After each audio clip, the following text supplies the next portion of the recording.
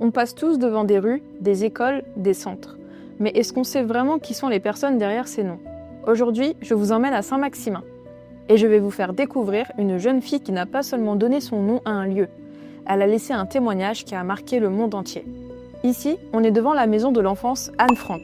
Anne Frank naît en 1929 à Francfort, en Allemagne. Elle a 4 ans quand sa famille fuit le pays. Pourquoi? Parce qu'un homme vient d'arriver au pouvoir, Adolf Hitler. Et avec lui, les persécutions contre les Juifs commencent.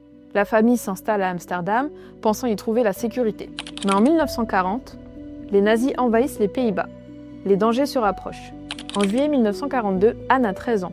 Sa famille se cache dans un appartement secret, dissimulé derrière une bibliothèque, appelée l'Annexe. C'est là qu'Anne commence à écrire. Elle raconte le quotidien, la peur, l'enfermement, mais aussi ses rêves, ses colères, ses espoirs. Son journal deviendra plus tard un livre, le journal d'Anne Frank. En août 1944, la cachette est découverte. Anne et sa famille sont arrêtés, puis déportés à Auschwitz-Birkenau.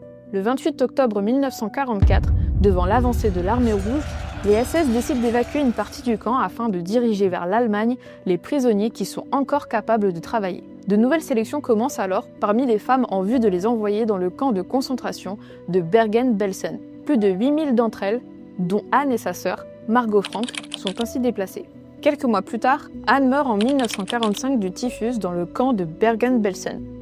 Elle avait 15 ans. Son père, seul survivant, publiera son journal après la guerre.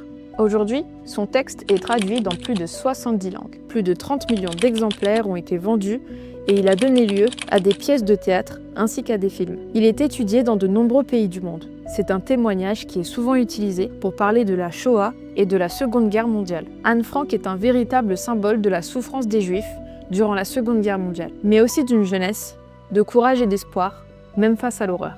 Alors quand on voit son nom ici, à Saint-Maximin, ce n'est pas juste une plaque, c'est un rappel de ce que l'intolérance peut détruire, mais aussi de ce que l'écriture, la mémoire et la transmission peuvent sauver.